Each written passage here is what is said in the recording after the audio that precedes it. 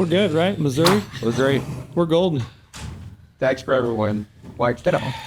Keep it going. Is camera rolling? Keep it golden, pony boy. Is the audio rolling? Audio rolling. Brady Miller. Rolling. What's up, T? What's up? I'm tired today. I'm feeling it. Do you hear my voice? No, I can't hear your voice. You can't at all? Remember, you're very soft-spoken. I know, but it's even gotten lower. I'm thinking, a big grimy feeling. yeah, like if I slept 3 hours a night and went pretty hard in the paint, I could have a good country career, and get that low octave. We got Paul Wall. It's all Paul Wall. That's right. Pauly D in the house. Pauly D. Right. They let me out of the showroom today, everybody. Yeah. Would you call him Yeah. Paul Wall? Yeah, you know Paul Wall, the rapper? Yeah. No. You know? Oh, No. but Really? Yeah, we got to get you out more. Yeah. No, never heard of her. Easy. Easy. Houston's finest. Easy. Yeah, Tall Paul, we got Cody Boor. Cody Boor's normally behind the switchboard over here. We subbed Omar out, but we got some guests on the podcast today. We're going to do some recaps, some bear hunt recaps. Brady, You know I love bears. Brady loves bears. I'm Love excited. bears. I'm excited. Yeah, Cody and I actually just literally got back last night about what, 1 o'clock in the morning? Yeah, a little tired. A little more now. Flew into Vegas up this morning. Yeah, we spent a week in Alaska, kind of coastal black bear, on from a boat with a transporter. So we'll do a recap of that. You guys got back, what, maybe 2 weeks ago? Before Yeah. that, You Yep. guys did a different kind of hunt. We did. Also Alaska, though, for black bear. A little Cody bit killed more a of good a. bear. Yep. Yeah. We'll do a hunt recap and just do some chit-chatting. And Brady's probably got some questions, I could tell. Yeah. Do you want to hit promos first before we get rolling? Yes. Yes. Hit promos right now. That's a good. Hit We're 'em. only not even a couple A minutes minute in. and a half. 30 seconds. Perfect. I know I'm on it. I'm a little sharper when I'm less, I've had less I sleep. don't know if I'm sharp right now, but we'll roll with it. Yeah, let's give them what they want to know. Promo. So use the promo code podcast. You can sign up for a goHUNT Insider account. If you use the promo code podcast, which you should, you're going to get $50 back into the goHUNT gear shop. $50 you can use towards the purchase of any equipment that you want in the shop. Still a lot of time to pick up permits. Yep. You'll have online sales going on, or like in person if you want to go to Colorado and buy a tag in July. And if you're listening to this podcast, you should jump back and listen to the previous podcast where we did go over all the over-the-counter return tags, second draw type opportunities, and kind of broke those down. So you can use your insider membership for that, or insider membership to plan a bear hunt like y'all did. Yeah, totally doable. So totally doable. Very doable. Totally doable. Yep. You'll have Colorado, I think, is August 2nd. I think those go on sale, I want to say. And then you've got Utah mid-July for OTC elk tags. Still like no reason to stay home. Nope.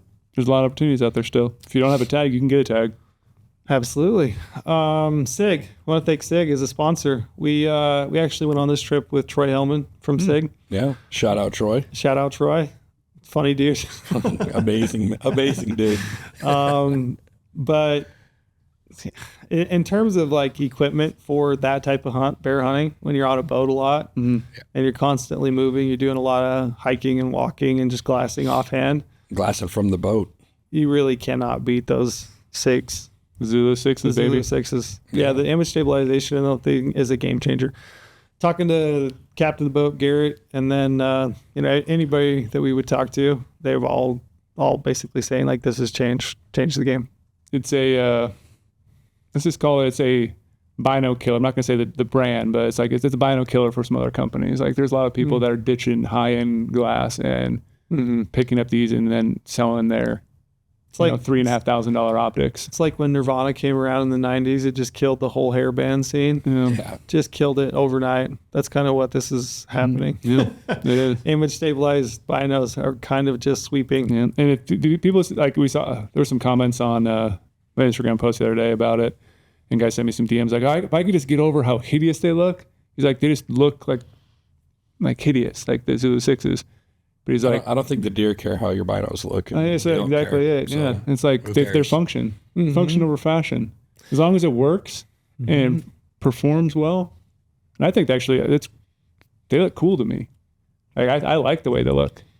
Yeah, they fit decent in your hand. All I know is that the stability in those things is incredible. It's legitimately a game changer, and I'm like slow to adopt that kind of stuff. I mean, I still love high end glass, and I like the way that it looks, but in terms of functionality, you can't debate it. Yeah, just think Especially when you're on a boat or you're on a horse or you're hiking. What about when you're can't debate stalking a big old mule deer buck? You're shaking because of adrenaline. You're trying to figure out where he's at right there, and all of a sudden you put that stabilize, and then like boom, now you're locked in. Like, oh, now he's right there. I thought he was over here. So now you can stalk a little bit more cautiously because you found that antler tine. Where if you're shaking with your normal binos, you might not see that antler tine, and then keep going. And all of a sudden you blew the buck out of the country. Yeah, where I really noticed it is like on a stalk. So you're crawling, you got your bow in your left hand, you're kind of inching that thing out ahead of you. You got an arrow knocked, and you're crawling.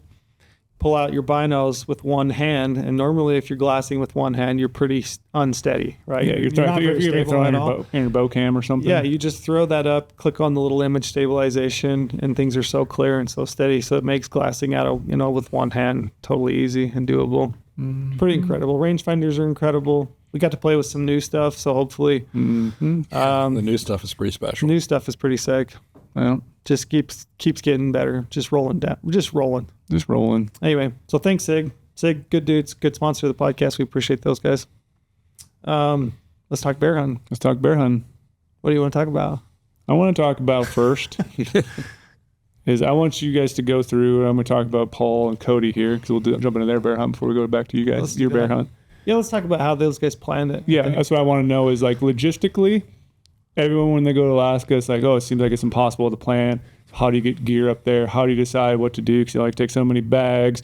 Like, how did you guys deal with flying gear up and just getting all your stuff to Alaska? Like, what was that process like? How'd you find a spot too? I want to know that.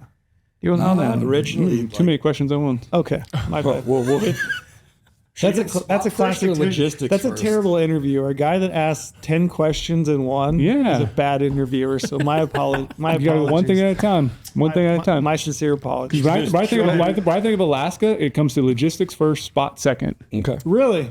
Yeah, because was the exact opposite. logistically is a nightmare. I can always find a spot because I feel like I'm really decent at e-scouting. Yeah, it's true. But it's like the logistics part. I got to plan. Like, how am I going to get there? Like, yeah, sure, I need to know general area to figure out where the flights go and the flights go. So like I get you there a little bit. Yeah. But like logistics is like, be like, oh yeah, it's too hard to get up there. I'm not going to do it. I mean, Or it's gonna be so expensive. logistics wasn't that bad. Yeah, that's what I think you want to explain because like, how'd you guys plan then to get meat back too? Like, Right. cooler So situation. what we did first off, freight. Alaska air freight is the way to go. You get signed up as a known shipper through Alaskan Air. They basically do a background check on you. If you have, How'd you pass that? well, I've been, I was surprised. I had TSA pre-check for years, so they told me to come back real quick.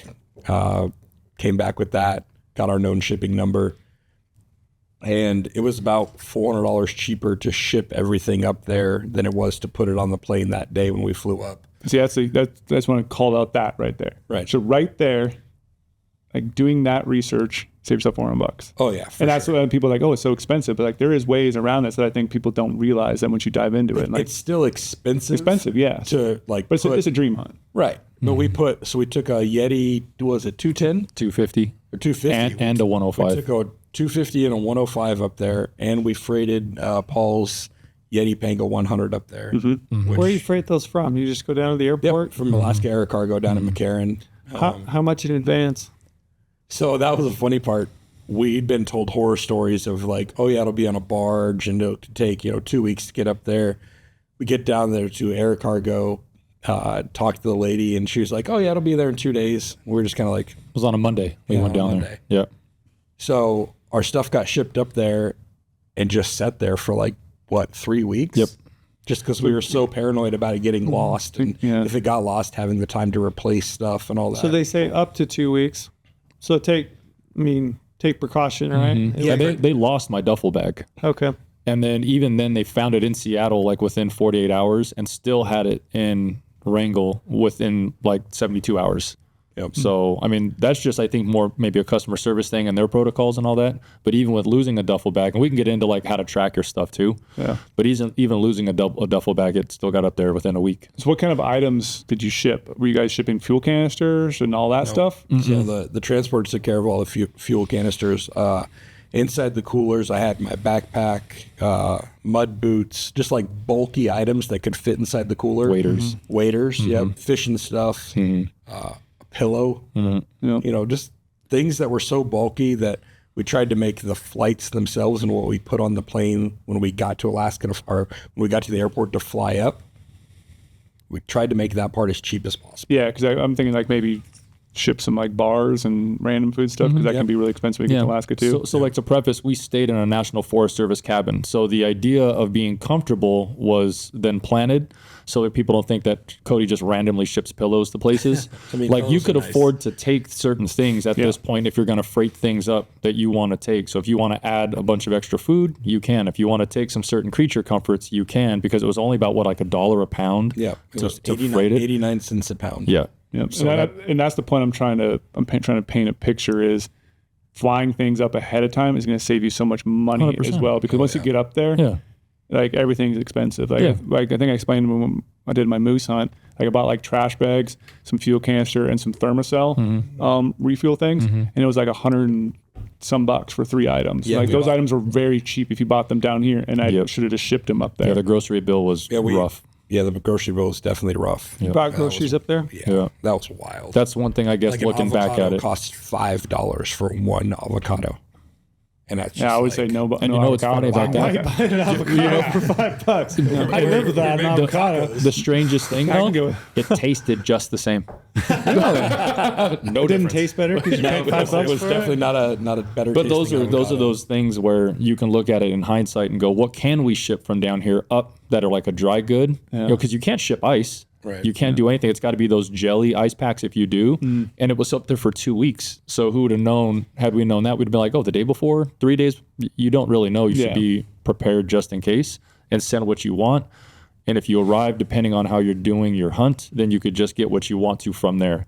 So like tortillas, we could have done a few things. You know, we could vacuum seal a bunch of stuff and it would have been fine. Yep. But So it's- what did you ship versus what you took with you? I did all my big bulky stuff. So my big rubber boots, my waders, my optics, all of that big stuff. I didn't want really to. Well, my spotting scope. I took my binos. That's a cardinal Yeah. sin. Yeah, That's what I okay. did. My eyes just got real big. For those who are listening, these guys just crucified. So, I did not ship my optics up. They went with me in my backpack. Good. Yeah, I always put my optics in my carry-on. I did. I live on the edge, boys. I just living life on the edge. You're taking up I'm space. testing that warranty. I'm just kidding. No, my rangefinder binos went with me. The other stuff went in there, but it was just big stuff that I didn't want to take in my backpack. Mostly all my clothes were in my carry-on, and then just my bow went. So it was just big stuff. So the question for you, as because you brought your bow, did you find like a really lightweight target to bring up to do some practice when you were up there? Yep, And I did you shipped ship my that? Reinhardt. Yeah, I shipped my Reinhardt up there just for that, to leave it out in front of the cabin, and then I donated it to the Rod and Gun Club when I left. So That's cool. they have a decent target. So if they have other people up there that hunt, if they have other people coming up to hunt, someone's got a decent target that can eat a How'd they broadhead. think about that? Yeah. Pretty appreciative. Oh, very. Yeah. That was something that like really like struck me from Alaska is how kind and how nice every single person is. Yeah. Like it was just awesome. Even being a non-resident. Even being a non-resident. Wow. I mean, Look at that lower 48. we met people at the dock. Can't wait for the comments about that one. Yeah. We met people at the dock that when we got back, that were just like, "Oh, do you guys need any help checking your bear in? Like, oh, we'll take you up there." And I'm like, "I just met you 2 minutes ago," and everybody's like I said, just so helpful and so kind. It was awesome. There was a real quick. Remember that guy that was in the cafe that made the lower 48 comment about that?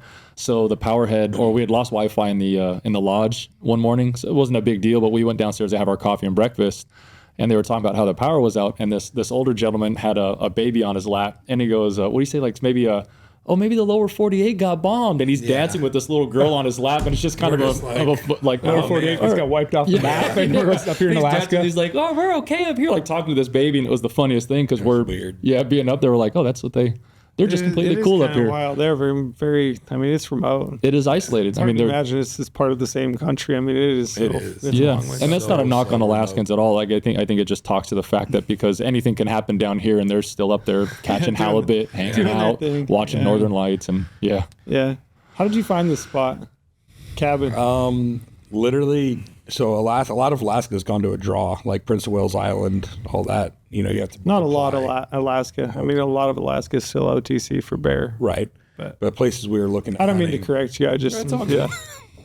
All good. I just want people to know that like you can buy a bear tag. you can for buy most bear time. tags. Yeah. Cody and I have been with each other for what 8 days now at this Yeah. point. So I feel like I can be pretty blunt with Cody. You can be pretty bummed. It's all good. Anyway. No, so I was looking at places around there, around Prince of Wales Island. Oh, gotcha. That we could still get over-the-counter bear tags for.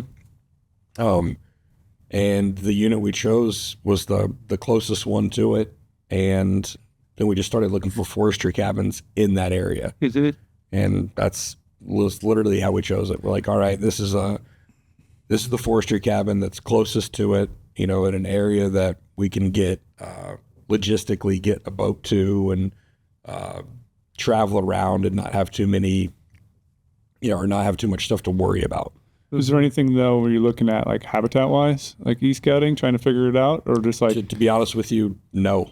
just like we know we're hunting coastal bears, so they're going to be in the ocean. Yep. And we're going to assume tide's going to go in and out, and there's going to be grass and The tide definitely goes in and out. But we'll get stuff into that. for bears to eat. Yep. So it's not like a one spot looks better than the other kind of thing. It's just like wherever cabin is. Because did you guys determine right away you wanted to do a cabin hunt? Yeah, we were definitely like full in on a cabin hunt. Full on a cabin hunt. What's the process of booking a cabin like? It's literally you just go to recreation.gov, I believe is what it is. Yep. And you can pull up a map. There's all these little cabins start popping up in campsites, filter it down. And Any sense as far as like what the demand is like for that? Like, yeah, so there's definitely a schedule on there of availability. Book it far enough in advance. I think they go like 6 months out on booking them. And it's $40 a night. for the whole thing. Well, $30 to $40 a night. The one we got was $40 a night. Sheesh. It's a great little I A-frame might cabin. move up there. Yeah. Just book the year out. Yeah. It might be cheaper. Get your Starlink. Yeah. Just Get a little stay- generator just- out back. Just move in. That's Sorry, a this year's popular booked out. option, though. Yeah. Like for people to stay in those places, the one that we were in is really, really, really popular. But in September, it's completely booked by locals for moose hunting. So but there's plenty of other options. But yeah, you kind of like can look at a calendar and see when it's available and everything. A lot of people do it for your typical national parks here in the lower 48, and I'm sure more people could take advantage of it up there. So So you got a cabin rented, Got a cabin. and then so now you're like, do we just walk in our waders, or how are you getting? Right, How are you getting this boat? That's what I'm kind of Does the cabin have a boat? Nope, no boat. no, we had to make one. Made a boat? Paul chopped a tree down. Yeah. Carved made us out an a ark? dugout. Yeah, I shipped all the animals up there. No, I'm just kidding. Paul Noah frame. Paul's Whole new frame. Wow. No, actually, shout out Randy Newberg for all the educational stuff he puts out for these kind of hunts. Talked about renting skiffs. So in Alaska, if you get transported out, the transporter cannot take your skiff as well. So we had to rent a skiff, which we did from the town we stayed in, or the town we flew into. Yeah, because in the transport would be technically considered guiding like Guiding, that yep. thing. Yeah, you have to watch out for. So we rented a skiff from the transporter, and then our friend Josh that went with us took the skiff from Wrangell down to the cabin, which is about a 25-mile run. So you had to drive it. So he had to drive it, and He drove was it. really Captain Ahab. Yeah, oh yeah, for sure. Just Like, straight Captain yeah, Ahab. the That whole mustache time. was sick. We have to put a photo up of his. Yeah, it is one. Josh has an epic mustache for sure. And so we got the skiff. It was like a 16 or 17 foot Lund deep V. I think a 30 horsepower motor on the back of it. So it'd do like 25 miles an 30? That's not much. hour. Not much in the ocean. In the that's ocean for sure. either. Did you use all of it? Not much. Yeah. All 30 horses? Oh, dude. All Yeah. 30 horses were used. Yeah, we even got out and paddled when we had to. That puppy could go, though. So you found that, but like, how'd you guys go about finding a transporter then? Because like, obviously, you did the cabin first, and then now you're just trying to call a bunch of people like, hey, you're a transporter in this area that could get me to this place. I'm a big believer in Google. So you, Yeah. yeah. I jumped on Google. I put in Wrangell, Alaska hunting transporters. and our breakaway adventures is who we used. Yeah. Did you have to call a bunch of places first, or did you get the first one? The first one. Yeah, it's not that big of a place to call. Yeah, there's one small. other transporter in the area. Yeah.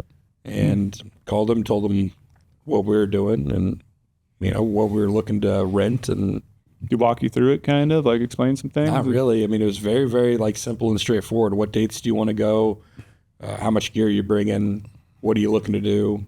Told him, cool, we'll see you then. Is there any weight limits? on No, this? no weight limits, no nothing. I mean, we were in a legit landing craft, like just giant aluminum landing craft. So we had Drop the front door down. all the wow. coolers, everything. The landing craft pulled up right to the beach on the cabin, dropped the front of it, unloaded all of our stuff. But he couldn't tow the boat behind it Correct. because that would be considered assisting form of- on the hunt to guide. Yep.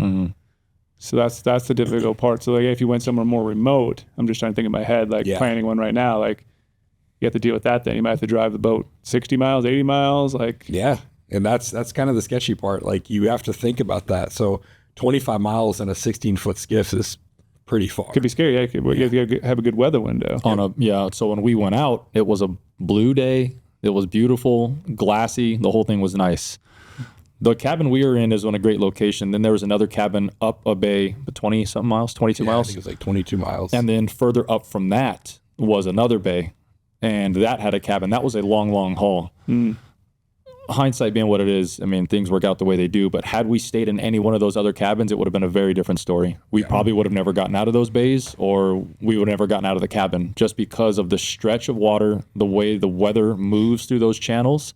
So 16-foot Lund, moving around Alaska and everything else, it's great if you can navigate it well and you are smart about what you're doing, but it can get nasty real fast. And if you're not prepared for it, it's a shit show. It definitely got nasty one day. So my next question goes into like, what if shit hits the fan and something on the boat breaks? Like, is this guy, like when you're renting this boat, are you getting some tools? Or are you getting anything? So we did have a toolkit with us that he provided, fire extinguishers, flares, locator beacon. and Life then, jackets. life jackets. But then we actually bought our own. we bought our own because I'm not trying to wear one of those orange. Why not?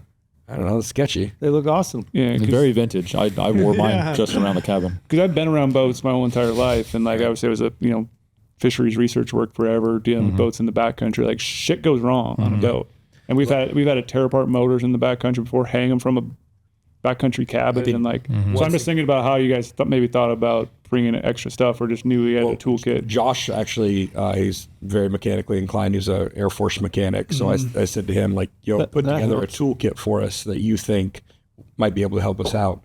Yeah. So bring a mechanic. Yeah, hunt with You a got a mechanic. buddy that's a mechanic that hunts a little? Yeah. Just bring him a little. He's like, you're You gonna want it hunt to this be more week. mechanic than hunter. Mechanic and a medic. So. Yeah, the perfect partner is somebody that's a mechanic that likes to hunt a little bit. Just a little bit. Yeah. But luckily, the motor was brand new. I mean, Okay. brand new. I think it probably had 20 hours on it, maybe. Awesome setup. So we didn't thankfully have to worry about that. My dad brought a brand new side by side last year, and it burned down in the middle of the mountain. So it's like there's possibilities on these brand new things. 100%. Right, Yeah. for sure. Yeah. Luckily, we didn't have that problem. Yeah, let's knock on wood. But we did logistically have to buy fuel. So you have to think how many days you're going to be out there. That was one of the questions I asked him is how much gas does this motor burn? And did you guys bring a bunch of extra like jerry cans and stuff? We rented them from him. Okay. Or actually, they came with the skiff rental. And we brought 40 extra gallons of gas and ended up using. Extra gallons. I'm trying to think of all the jerry cans you need for that as I was drinking coffee. And I'm like, It was eight extra cans. Yeah. I'm thinking I'm sending gear on there every single day. in You the inhaled a boat. pot of coffee right there on one gulp. Gosh. Yeah. So this is up trips like there's a lot of planning. Yeah. Yeah. A whole lot of planning. And For- you have to for do this, the math yeah. of like, all right, the thing burns, I think he said 2 gallons an hour. So like how far we were planning on making runs every day down to like the canal that was down the, 11 miles down the channel and then back and then like down the canal and however much further we went. Anyways, we ended up burning through like 35 or 36 gallons of gas for the whole trip. Kind of close. Yeah. So it's- that was what we planned for though. Okay. So we you planned to burn that much every day. Okay. Because like to me, it's yeah. trying to think of the gas would be kind of difficult because you're playing. What if you get there, the spots you don't like, and you end up traveling further than you thought, and all of a sudden you're burning more fuel every single day? So Once you ran out, you're hosed. So we had like a morning plan. Every morning, boat was in the water, take the can out, toss in the water. We'll get to that. We'll top it off, and then we'll throw in a full can. Because we knew what a full tank can get us in that area, which was a lot. I mean, we could really cover some water. And then we had a day where we did need an extra can because you just end up popping into this channel, going over here and everything else. So it helps knowing that you can at least have 2 cans. And I mean, again, the hindsight being what it is, you can look now and go, damn, we went pretty far on 2 cans. But someone could say, like, we'll take 2 cans. And all of a sudden you're shit out of luck because you're way too far. Right. So it's knowing what it can burn and knowing what you're taking with you and staying within. Yeah, because you throw some bears on there. If you get multiple bears in one day, you're going to bog that boat down and you're going to be burning some fuel. Oh, yeah. We Big time. definitely got into that. Yeah. So the fuel thing, so it's just, that's a logistical nightmare in itself. Yeah. You get all your gear in there and you settle into the cabin. What's the cabin like? Amazing is the easiest way to describe it. I know. Is it like Super furnished? cool. A-frame? Yeah, it was Yeah, an so A-frame built in what, 68? Yeah. I think. Yeah, in the 1960s. So an A-frame, and then when you walk in the door, there's 2 bunks. And then there's like a picnic table, and then shelves on the right side, and then a ladder that goes up to a loft, and the loft is just flat. It's kind of like the length of this, but just narrow. So you could fit probably 6 people in there. Oh, really? It'd be snug, but you can probably fit 6 people in there. Yeah, it had this like Kind of. like stove in there, and it was supposed to burn Number one fuel oil, but I think they gave us diesel. Number one fuel oil is what the National Forest Service. What is number one fuel oil? Got me because Googled it. I know diesel 1 and diesel 2 is straight like that. I know that because I used to have a diesel truck. Diesel Yeah. 1. Yeah. It wasn't red dye diesel. It was just like regular diesel. And we bought what, 10 gallons of that? Yeah. Yep. And that went to a little reservoir in the back of the cabin, and that just fed into like a line into the back of the stove. So it's not like a wood burning thing. No. It's like Some of the cabins have wood burning stoves. And if anybody's planning it, I would definitely look into like maybe the wood burning, because this thing gave off just enough heat to like dry a sock in 2 days. It was rough. So we'll talk about the discomfort of being, or comfortable discomfort. Anyways, being wet all the time. You take your own being wet all the bedding, time. What's that? sleeping pad, sleeping bag, Yep. all in bedding. So it's not furnished. No. No. Silverware or anything like that. Nope, No, not front. You just- walk in, just just pretty much. empty. Yeah, so we just had our goHUNT spoons or sporks and just the regular old stuff that we'd always use. We did rent a nice little camp cooking set instead of shipping it up. We rented a camp cooking set from the transporter. Like a camp chef type. It Yeah. had like a Camp Chef stove in it, Yeah. or Like a Coleman jet stove, Yep. Pots and pans, Yeah. forks So and knives. Yeah. Did you know that beforehand that you're gonna do that? When you talked to him, or when you got up there and then like, hey, you got this? We knew it beforehand. We did plan on bringing all that up, and then on one of our conversations with him on the phone, he said, "Hey, I have this for rent. I think he charged us like $10 a day, for an entire camp kitchen set." And we're just like, "Yeah, this is probably cheaper and easier just to rent it from him and not have to worry about anything."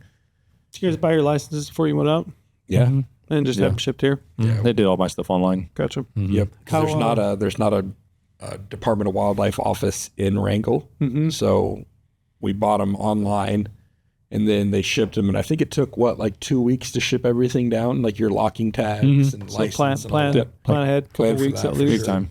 Yeah. Yep. Gotcha. Any mice in the cabin? No, No, really clean. This thing was really well taken care of, really well sealed up. So even with all the moisture and everything, this thing was really top notch. Super comfortable. I mean, I'm sure we'll post pictures on Instagram and everything else, but it was a really cool place to stay. Yeah. Then the view walking out was, I mean, even if you just wanted to again stay there just to stay there, this place was cool. It was really cool. had a nice little outhouse in the back, which was nice. Yeah. So there's bring toilet paper. Maybe some wet wipes for you, Brady Miller. Yeah, No, big wet wipe guy, right? No, thank you. I don't need to pamper my backside. You know that. Hey, my wet wipe bag in Alaska was a hot commodity. Everybody wanted some wet wipes. Yeah. What's hunting like? So how do you what do you do? Are you just out cruising the boat, looking at beaches? Are you getting out and doing a lot of hiking? All it was cruising in the boat. It's everything all the videos I'd watched and everything I'd read and everything pre this hunt was cruise around in the boat. So we'd get 400 or 500 yards off the Yeah. shoreline. Just about.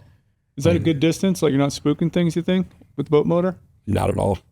I thought it was a great distance. I mean, some bears, like they just didn't stick around. I don't, they would just leave. But for the most part, you were off enough that where you were in the bay, you're not getting anything off the shore. It's pretty calm where you can kind of get an idea of what you're glassing. You can make out items, things like that, stumps and trees and so on. It wasn't bad. And then also you were still close enough if something were to happen, you can at least get to shore. You're not so in the middle of a channel. Yeah. I mean, because the one thing is Wrangell is steep.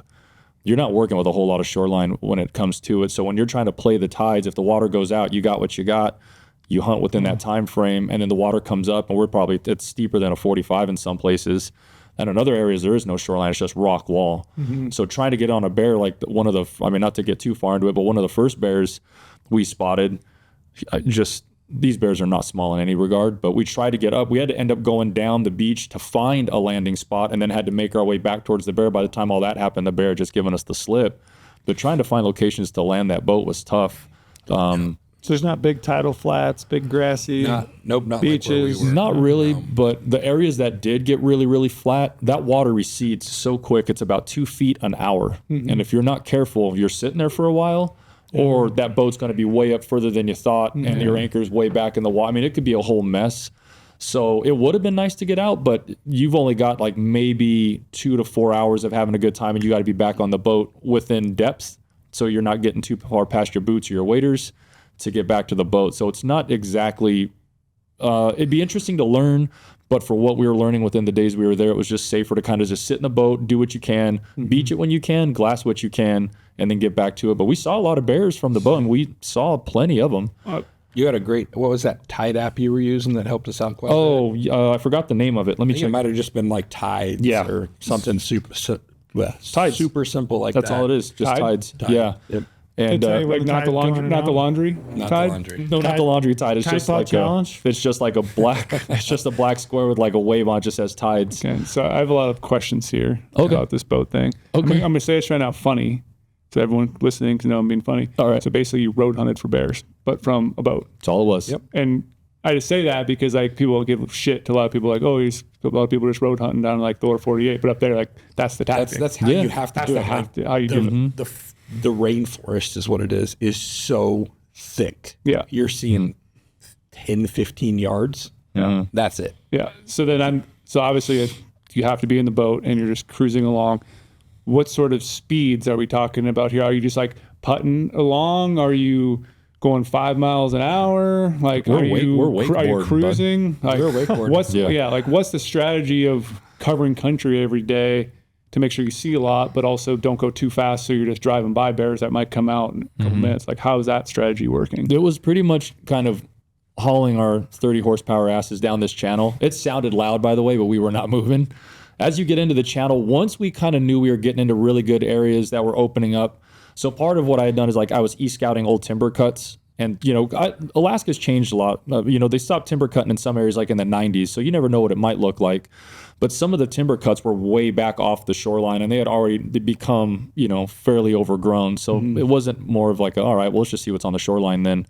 So once we'd come around certain noses and corners, we would drop it down to an idle, and then we'd kind of get a good distance off, and you'd pretty much just idle down the shoreline. Because at that point, you're not hitting waves enough that you can't, keep your binos stable. Because I didn't have Zulus. And it was enough that you could just kind of motor through, and your decibels are lower because sound on that water and in those areas just goes. Yeah. So keeping that down was, I think, helpful. Another thing we did, like scouting on goHUNT maps, was like we looked for every single creek that was coming out into the ocean. Yep. And that was like a really good thing for mussel flats, for the little bit of grass. I think we went a little bit early. We went a little bit early for grass, but like the grass we did see was where freshwater creeks were coming out.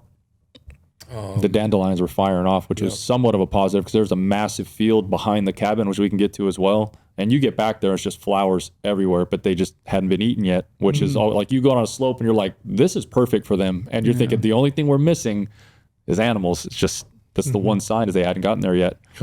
So how are you dealing with like having conversation in the boat? Because everything carries louder in the water, like you're saying. Like you guys just trying to keep your voices low as Kinda best like you this. can, and like Just like a normal conversation. Pretty quiet. We would obviously, you see a bear and you get excited and you're like, oh, there's a bear. But you're far enough away to where it doesn't hear you. the additive, like the waves crashing into the shore and all that, Yeah, 'cause there's always that going completely covered us up. So walk me through once you.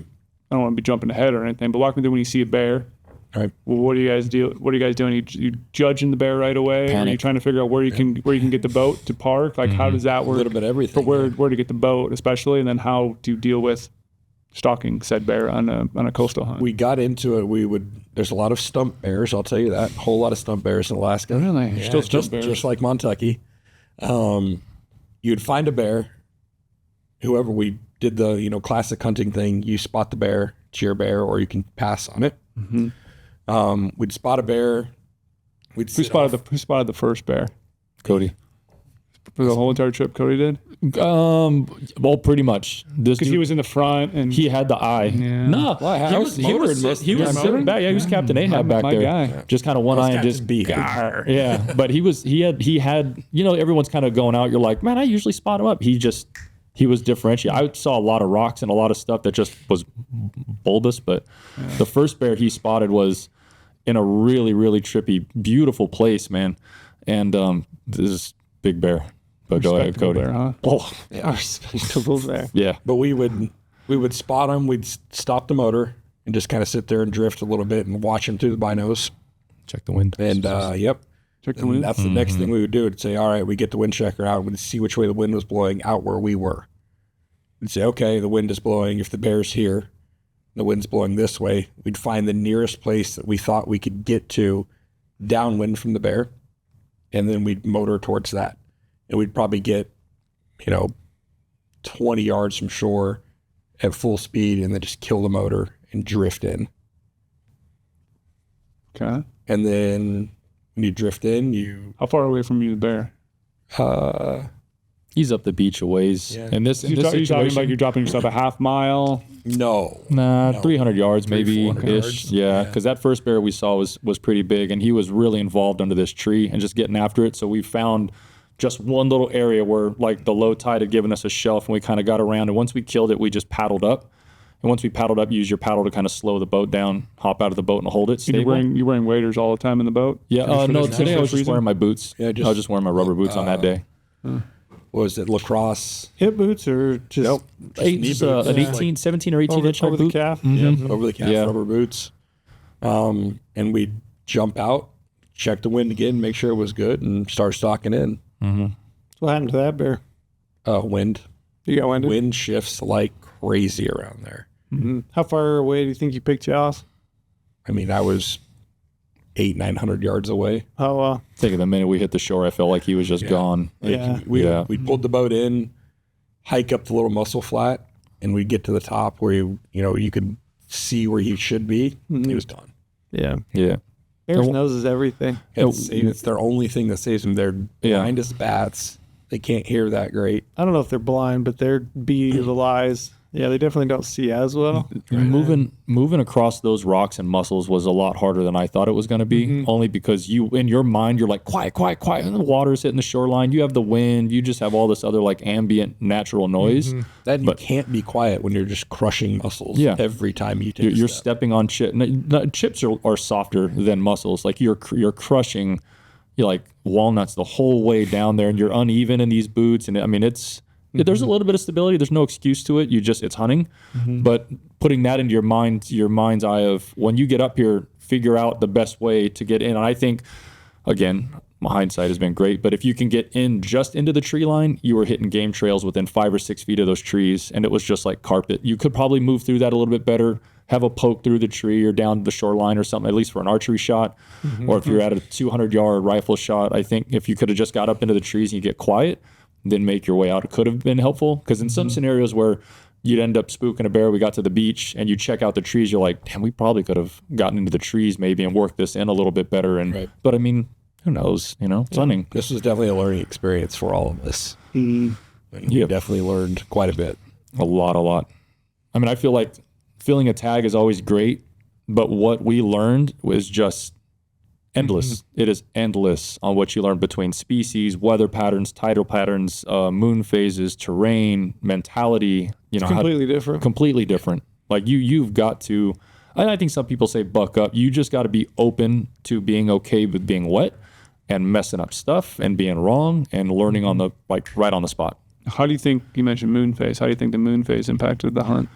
So when we had gone out there, it was a waning moon, so it was just no moon. And because I feel that because of that, the water had receded way more. So it's a water thing, not like a bear. It's a tidal thing. Yeah. Okay. So our tide, by the time we had gotten there, was going to like 0 one night, and then it was -1 one night, then -2 feet, -3 feet, and it was going out to like -6 as we stayed out there longer. And that was kind of happening between 11 p.m. to about 3 a.m. So that water would go all the way out -4. The amount of mussel stuff, the mussel flats and the eels and starfish and the things that were being exposed throughout the night. I mean, these bears are, So then they were probably eating at night. I'm thinking if they're diurnal, they're going to be out there eating a bunch of stuff at night. So here we are, lower 48 guys. We got to be up at 7, man. Let's get hunting. These bears are just hanging out in the trees. They're not even out till 3. I think we saw the majority of our bears between like maybe 4 to 7 is when we saw them all. Yeah. And I think because of those tidal flats and it being darker, they were doing their thing at night, maybe. So they were coming out, getting all that food right there. And then when we saw a single bear in the morning. Seeing bear tracks? Like out on the beach? No, nothing. No, and then the sign is kind of hard to make out too. It's not like you're not seeing the snapped limbs and the rubs and all the territorial stuff you typically see with like mountain bears. I mean, these bears, I don't know that they have to mark a territory because they have stretches of beach all to their own. I mean, it's quite incredible. Yeah. So yeah, that part, the tide, I think was tough because we learned the lessons as well that you also need to know how to anchor off and tie off your boat. Because if you're not careful, that tide that went -4 is also not just coming up to 16, but then it's coming up to 18, 19, 20, and 22 feet. So that water line is getting almost up to where we are in the cabin. Are you confused? Because I'm very confused about this title thing. I've never had a deal with it. I've never looked it up. Tides are, I mean, the times that I have spent in Alaska, that's one thing that I definitely don't understand that those guys get like on another level is the tides and the movement of tides. Yeah, tide and the weather was drastically tide and different. Everything. Like we had one night where we came back to the cabin, and we get back to the cabin at what, like 10:30, 11 at night? Yeah, one night. Well, that one bad night we did. Yeah. The other nights we got there at about 9, and it was like dusk. Sun was just going down. It wasn't getting dark till 11. I think sunset was 11:20. You guys were further north? Yeah. It wasn't getting really dark until 1:30 in the morning where the sky is still like a very dark blue. Wow. Yeah, I would say it really only got kind of inky black from like midnight, maybe like 12:30 till 3. Yeah. Something like that. Not a lot of darkness. Yeah, we had one evening where we anchored the boat where we thought it would be good. We'd ended up driving a stake into the ground, like just a random limb that we had found. And I remember waking up at 4 something in the morning to Josh saying, "Holy shit, the boat's completely beached." And that in turn meant the boat was up on the rocks, like at a, what do you say, like 30-degree angle, just like literally just sitting like this. It was bad. It was real bad. The boat had come up, or the tide had come up so far, the boat floated up. It floated around this point and got stuck on the rocks, and the tide went down. 18 feet. Yeah, it was. Oh, so how do you then plan for that? You learn. I don't know that you can, man, to be honest with you. Like the biggest thing, bro, is like we had a little floating barge like out in front of our point. Mm-hmm. That barge was always at least 20 feet deep of water when we came up. So if you know in your area, like, hey, look, there's like a landing barge, what we can do is maybe stage stuff there, get in like a pack raft or something, and then tie off your boat, float in, and then in the morning get up, float out, untie your boat, come up to the beach, do your thing, and then go from there. I think that would have been one smart way to go about it. But I mean, bring a pack raft. I mean, if you know in that situation where you're going to be, or shipping everything up anyways, it wouldn't have hurt to take one. Yeah, you never would have known the 7.5 situation. pounds. So that would have been something I think would have been smarter, is probably doing that. But the problem is again, we would try to set timers on, hey, let's be up at 4 a.m. and the tide should be at blank feet, because you could see when the tides are going out, so we know what time is it right now, where are we at? For instance, it's 8:30 and we're at 2 feet. Okay, so when we look around, all right, at about 4 a.m, it should be here as well. We'll check on the boat then. Well, like Cody said, this thing got so high that when it wrapped around, on one side of our bay was a beach, on the other side it was a cliff, and that boat ended up on the cliff side. Sounds fun. That You guys was- gonna sit there and wait. Till 2 in the afternoon, 2:12 in the afternoon. So if you wanted to go gotta- bear hunting, you can't now. No, Yeah. We did some engineering and had some logs, and we built, we kind of like built a pathway for the boat, and then tied the back of the boat off, tied the front of the boat off. I took like one of the big logs, shoved it under there when the water was starting to get closer, and literally just like lifted the back into the boat with leverage back into the water. But I mean, we have a great little time lapse sequence of us trying to be engineers in the middle of Alaska and getting the boat back in the water. That was humbling. That was very. I mean, I know like we can look back and go, damn, that was crazy. But I think, looking at it and what it was is, yeah, I'm 100% embarrassed. Like we should have been that night when we got back, it had rained all day long. And we had to go into town. So after that, well, I hope we'll talk about your bear for sure, but we had to drop off Cody's bear. And then we also had to grab like 1 or 2 more cans of fuel. So Whitey went into town to drop all that stuff off for us. And then we kind of were putting around. It rained nonstop for about, since we left. And then we picked up, I think it was about 1 or 2 o'clock, and it continued to rain. And we went out and it continued. So that whole day it was raining. It got cold. And I think we were starting to shiver. We were getting really tired. It was taking a lot of energy. And that like the shivering just burns calories. By the time we got back, it was probably 9 o'clock and we were zapped. We made dinner. We started to take our clothes off, dry out, try to do what we can do. And we were having the conversation that we do about the boat. Let's just have some dinner. We'll readdress it. We'll this and that. And we went to bed.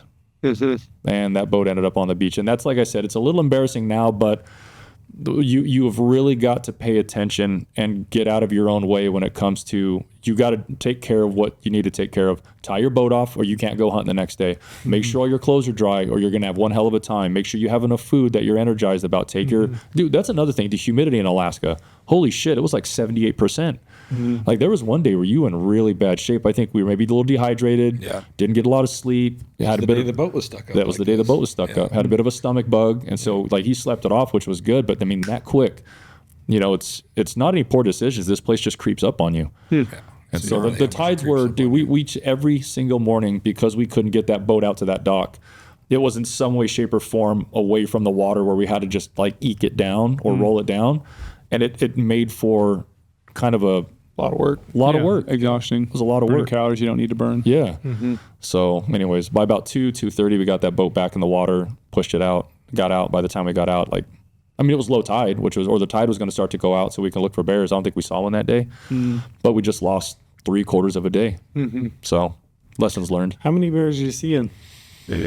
See a lot of bears for the first 2 days? Yeah. Well, the first day we got out, we saw that one in the back of the field. That was like 2,000 yards out. And then the next day we saw 6 and 1 brown bear. 6 black bears, 1 brown bear. That was a great day. And that was the day I shot my bear. Cody shot his bear. And then, so the first bear we saw gave Cody the slip. The second bear we saw, we were sitting there trying to figure out how to get to the shore. And by the time we were like kind of doing that, we're drifting towards the shore, and the bear stops eating and kind of turns all the way around and looks at us. And we're like, dude, the clock's ticking. This bear's either going to go or not. He left. What's the distance between you and the bear right there? Well, from the boat, he's probably only 200 yards. Oh. But once you kind of get up the rocks and then scamper up the rocks, the thing is that those shorelines are so long and just in line with one another that if you have any little outcropping, he's in behind that outcropping. So a shot from like a really good point into that bear area is not really happening in some situations. So then after the second bear, we kind of make our way around the bay. And then I think we were like on the opposite side of the bay, and Cody's like, bear. We're talking like maybe a mile. And Cody spots this bear just going to town. What was it? Bradfield Canal. Bradfield, yeah. We had to come all the way back to Vegas for you to say it right. Exactly. Yeah. Bradfield Canal. Across the Bradfield Canal and went in on him. And that one we kind of had learned by the first two, like, all right, let's take our time. Let's really figure out which way the wind's blowing. Where's the, best place we can get to. And there was the bear was on one beach, and he was literally standing in the water eating mussels. He was in the water up to his belly. That's cool. Yeah, that's cool. Just munching away, and we found this like outpopping of rocks, 300, 400 yards, or about 300 yards away. Took the boat into the downwind side of those rocks. I jumped out, grabbed the rifle, relocated the bear through when I got up on the rocks, and he ended up being 281 yards when I shot him. And is this the type of situation? Because I've never seen Alaskan beach. Can you put a bipod down? You shouldn't have a tripod. You shouldn't have a backpack. So it was definitely rocks that were. We shot them at low tide that were exposed from the tide, and they were just covered in mussels and kelp. So it was super, super slippery. But I was able to put the bipod down, get nice and set up, Prone? get very comfortable. I was kind of like leaning onto the rocks a little bit, you know, like leaning to the side and forward. And He's right on the beach, pretty much. he was literally like standing in the water, water hitting his belly as he's munching on mussels. Wow, that's crazy. Yeah. Shot him, dropped him in one shot. You just fell down. Oh, yeah. Right in the Literally water. just dumped. What caliber did you take? I was shooting a Browning Macmillan long range SPR in 300 PRC. And I had a Vortex Razor Gen 3 on the top of it. Gotcha. And yeah, just hit him with a 205 grain burger and just dumped him in his tracks. And He die in the water? in the water. Yeah, we got up to him. We have it on video. Like he is submerged in the water. I No had to way. reach down and like grab his paw to pull him to shore. He's probably in like 3 feet of water. That makes it for a heavy bear. Very heavy bear. Soaked in water. Very Any heavy. trouble finding him? Not at all. Absolutely not at all. And we got up to him, pulled him up onto another set of like rocks, started shooting photos. And literally when we started shooting photos to when we were done, it was probably 10 minutes because the tide was coming up so quick that we just had to like shoot a couple trophy photos and get him in the boat. We didn't have time to skin him. We didn't have time to gut him. Nothing. So, got him in the boat. Yep. Okay. Yeah. How big a bear? How much do you think he weighed? Oh God, I don't know. It took 3 of us to pick It him took up. 3 of us to pick him up in like in 300? sets. Yeah. Easily 354 maybe because they're dense. Like their coats are really, really thick. He's soaking wet. They're really just big.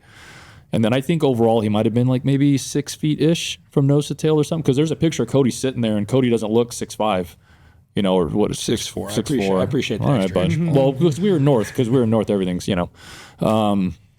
And that bear was not small at all. So it's like a duffel bag full of bowling balls, man.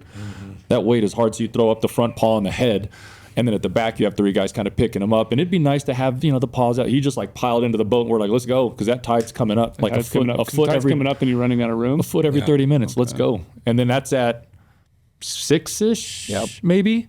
And we've only really got some decent. Oh, we're at a half a tank of fuel. Yeah, that was just getting started. Half a tank of fuel.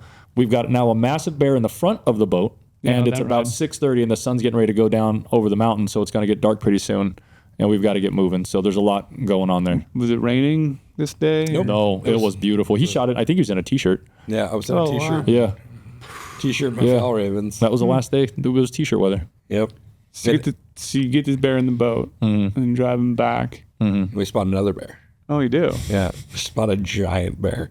When I saw the giant bear, I was like, oh, you know, that's what a giant Alaskan black bear looks like. So much so to where it had a hump on its back and it was a little bit of a color phase. And Josh and I are sitting on shore looking at it, and I yelled to Paul, I'm like, Paul, I think this might be a grizzly bear. Because, like, it's just so big. Paul was in the boat. Paul's in the boat, so Paul... He came up and dropped you off and then just pulled back a little bit. So Paul anchors the boat, comes up, and he goes, nope, that's a black bear. And then again, I'm just constantly curious about distance. How far are you from where you're at right down to the bear? 150 yards. What? Yeah. 151, I think it was. Yeah, something like that. 150. So what happens? No. So when we finally, Like, like, bow hunting?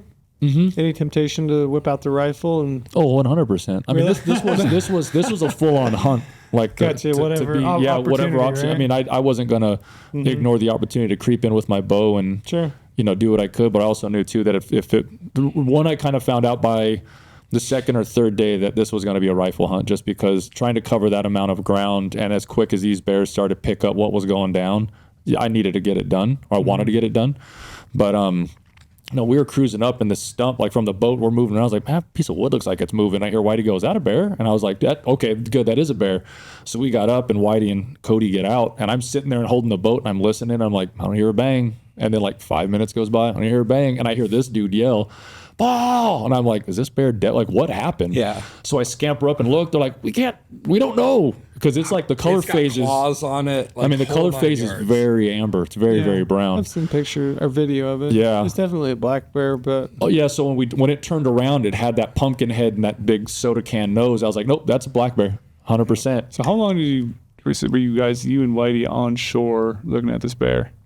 5 minutes, 8 minutes, and he's walking sub 200 yards. Yeah, I think he's walking away the whole time, but he's walking away and eating and walking away and eating and not really caring about us. Like, I was loud. It was like, if this is a grizzly bear, maybe, he'll hear me and run away. I was a little surprised that he actually physically yelled, and this bear just kept going. Yeah, he never whatsoever. cared. It was really interesting. Our wind was blowing from him to us. So at this time of the day, actually, that's correct. At this time of the day, the wind was just moving down the beach, going from like our west to east, and we were coming in from east to west, and these bears were just in an opportune position. It was really a really good opportunity. So what happens next? So this is the hard part. So lesson learned. Because you have a bear in the boat already, right? Yep, my bear's in the boat. Yeah. We kind of rushed it. There's no kind of to it. Didn't put Whitey on a solid rest, and they missed. It was heartbreaking. Offhand? Pretty much offhand, yeah. 181 yards was his shot, and literally we watched the video. We have it on the All-In. Just sails right over him, and don't know if it was because of the rest and the recoil of the rifle, whatever it was, sails right over him. Bear starts running, cranks another shot off, hits right in front of him. And we do due diligence. We see where the bear was. We go in there, we look for like 30 minutes, looking for blood, looking for whatever, and just straight miss, man. And that put Whitey in a pretty shitty spot. Oh yeah. It's something this is a dream hunt, you might not ever get to do it again, and realized he blew his opportunity. Bummer. So we're doing that. We get back in the boat, after not seeing any blood, not like reviewing the video, seeing the bullet soar right over him. And that's the importance to point out to people, like, yeah, you're filming a hunt, and so you're going to record digiscope, but even people who aren't doing that, like recording digiscope on any shot with the rifle is a very good thing. So you can review the footage, see if you hit, if you missed, if you hit it in a certain spot, how long to give them before you go over there. Like, recording kill shots or attempting to record kill shots is very important. Yeah, for sure. So after not finding any blood, we're like, all right, we got a bear in the boat. The sun is really going down. I guess starting to get dark. Let's get back in the boat, play it safe, because we still had a 20-mile run to the cabin. We're on the way back. We see another bear. We're like, what day is this, by the way? day 2. Okay, so that's Day 2 on the water. So you think it should be a phenomenal hunt, right? Like all these bears. The whole time we're like, all right, we're seeing all these bears. We see the final bear for the evening. We're like, oh, he's a little small. We're seeing all these bears every night. Like, yeah, we'll pass. he gets the pass. He was bitching though. He was jet black. I mean, his face was jet black. Those are my You favorite could bears. only see like the shine of his eyes from the beach. Wow. And he was laying belly down with his paws out, Just eating muscles, just hanging out. And then that boat putts by, and he brings his head up, and he had a very like. They say that bears will have like childish mentality, like kiddish mentality. He gets up and he's kind of swinging his head and just bopping around when he leaves. And we're like, he looked pretty young, but it was the color, just black. He was really cool looking. But at that point, we were looking at each other, and I said, nope, we need to go. So you even passed him up with a bow. I passed him up in the sense because of where we were with time, where we were with weight, and where we were with gas. We were not in a position to stop and kill a second bear, in my mind. And I thought, like, we've seen all these bears the second day. What am I worried about? Yeah. Right. Yeah. Foreshadowing. Exactly. So we're on the way back. We're looking at gas, and this is a new experience for all of us, even though Josh had grown up around boats in Lake Michigan and all that.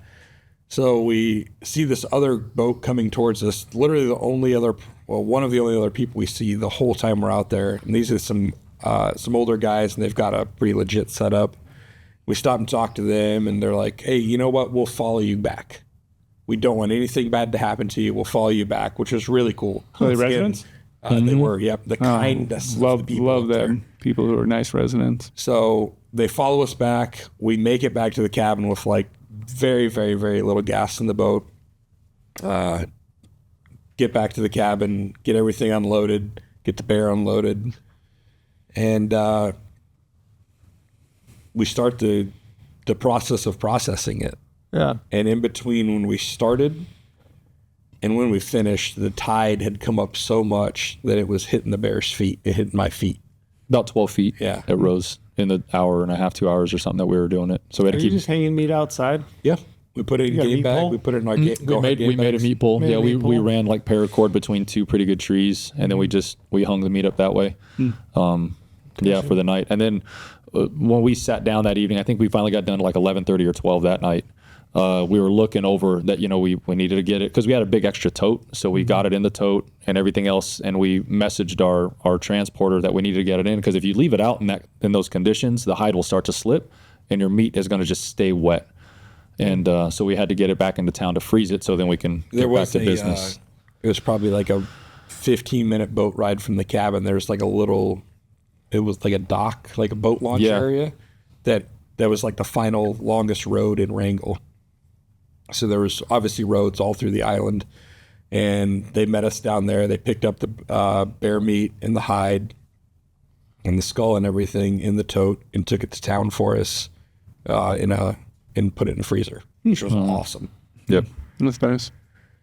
So the rest of the hunt, no other bears? We literally woke up the next morning and the heavens opened up. And It we rained lived for the in next rain 5 gear days. for It the next rained 5 for 5 days days. straight. Oh, okay. So, I mean, I know it's to say like, oh, it rained, and then that was the end of that. But actually, what it was is that in the bay that we were in, think of it like maybe like on a watch. We were like at 6 o'clock, and then we had another bay at like 7, maybe 8 o'clock, and then there was a big channel that was like at 3 o'clock, and the channel we'd been heading up was more like 9 and 10 or 10 o'clock and 11 o'clock going to Bradfield. Well, the wall of rain that had come down that 10 and 11 o'clock channel, that Bradfield channel, was insane. And we made little jokes here and there like, oh, look, it looks like, the earth just ends, because you could see a faint black line at the top of the water and just rain. So we thought, hey, man, it's getting a little white cappy, because that night that we dropped off, or the day that we dropped off Cody's bear to get in the freezer, we all went out. Well, we went back into Bradfield to goof around because it was a decent afternoon. Well, on the way out, we were now getting caught in the storm that had been moving in. That's when it got sketchy. That's when it got sketchy. So real we were sketchy. hitting maybe 4-foot-ish rollers, but then we had a pretty good wind coming out of our southwest. So as we hit a wave, it would push us over, and the waves were rolling under us like kind of paralleled. So as we hit a wave, we're getting pushed, and it's starting to get a little butt puckery, and water's kind of spraying up over, which it would. But what happens is around these islands and like pizza slices or in triangles, you'll have like these wind currents. You have the current and then the wind. And as those two things cross, it creates quite the situation. Not only that, but Wrangell's really steep, so there's a lot of trees that have slid into the channels. So you have these big alligators laying out there, and so there's a lot of other things you need to pay attention to. It's just not boat and water. And the boat would go like, 15 feet forward, and then a wave would pick it up. And as the wave's picking it up, you're in a little dip this way. So the boat would dip this way and spin, and You're kind of, got a little sketch. Yeah, that pivot point's back where the motor is. So you hit and it would pivot you, and you'd hit and it would pivot you, and you're trying to correct it, but it's just constantly hitting you in the teeth. So when we got out of there that night, that was the night that we all got pretty beat up and all that. So the next morning, it was a little nicer.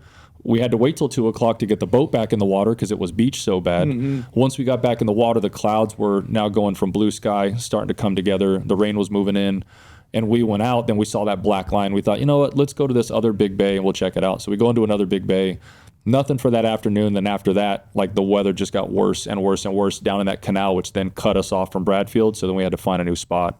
Gotcha. And it just never, we turned up, I think, one other bear that just had us pegged the minute we entered the bay, and it was gone. Yeah. Just weathered out, kind of. Weathered out, man. Completely weathered out. Yeah. Yeah. Yeah. So that was rough. we found out later from an old timer in town that when you're out on the water like that and you see a black line out in the distance, that's waves. And those waves can be 5 feet and they could be 10 feet, but it's wind and waves, and that's not something to be in that boat. So like we said, we looked at it like, oh, look, haha, funny, let's go this way. But actually it was some happenstance that pretty much let us know that that's over with and to be safe. And that's one thing I think we learned, that we're not mariners. This, you got to just be safe, man. So that was something else about Bradfield is we got back to the cabin that night after having that like sketchy boat ride, and I downloaded some depth charts, and we were in almost 1,100 feet of water. And that's like, you think about that, and all we have is, our life preservers on in a 16-foot boat and 4 to 5 foot waves. That's fucking sketchy. Like, that is not a good feeling. knowing how deep that is. Yeah. So hug the shorelines.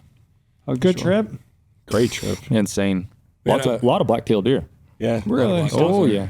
Oh, yeah. Saw a lot of black-tailed deer. Saw some two really good like bull moose deer. It might have been like, I don't know if they were brothers or something, but I didn't get to ask them.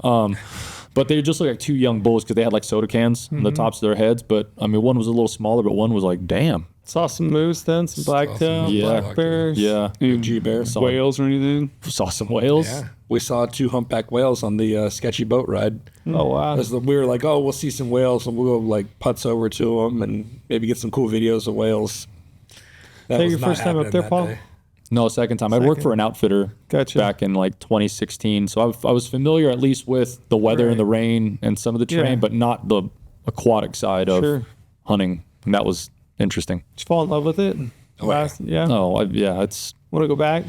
yeah, Yeah. for sure. 100%. I can't wait to go back.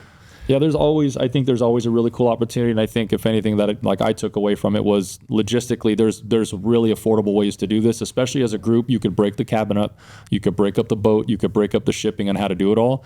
I think the other thing too is if you just focus on one thing, we wanted to fish for steelhead. It would have been great to fish for halibut. But as far as shipping goes, I think if you just focus on the bear side, I think that would have been smarter. Or if you know that, hey, we're going to do X amount of days for bear, call it. And then we're going to do X amount of days for fishing. And you're okay with that, that's fine.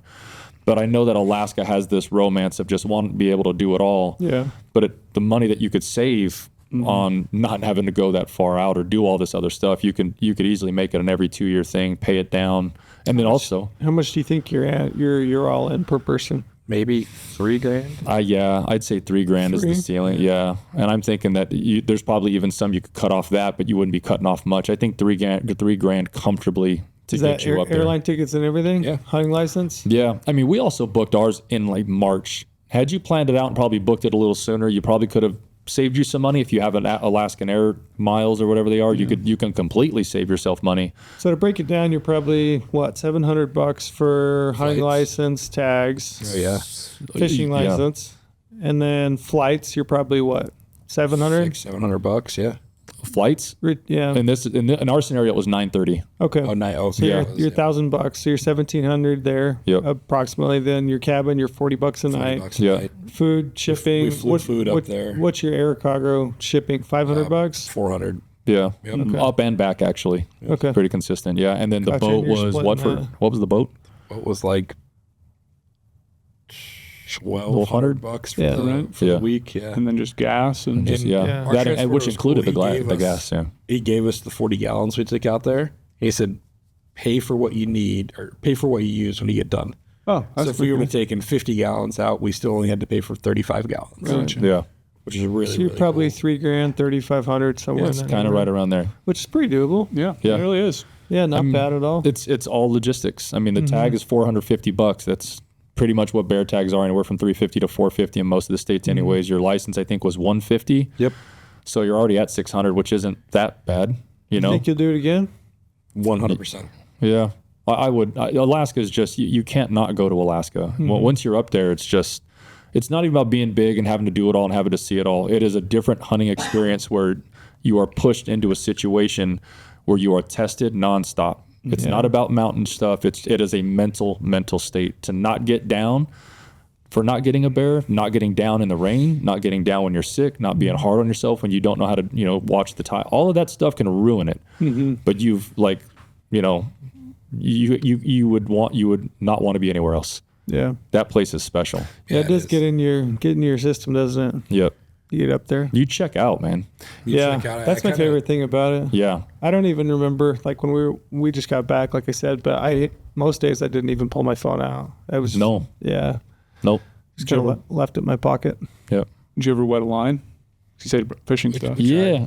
We had one afternoon where we couldn't get down because of the winds. We found like a little channel behind an island. It was like 125, 150 feet.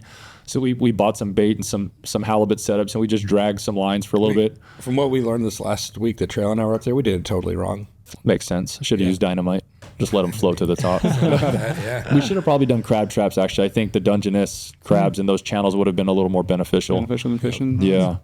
But again, that's just part of planning. You figure it out. But there's a lot that we learned. There's some really cool cabins you can do next time. They have a really great blacktail season. And some of the blacktail that we'd seen some of the locals kill were impressive. Yeah. Real impressive. Yeah. And the duck hunting.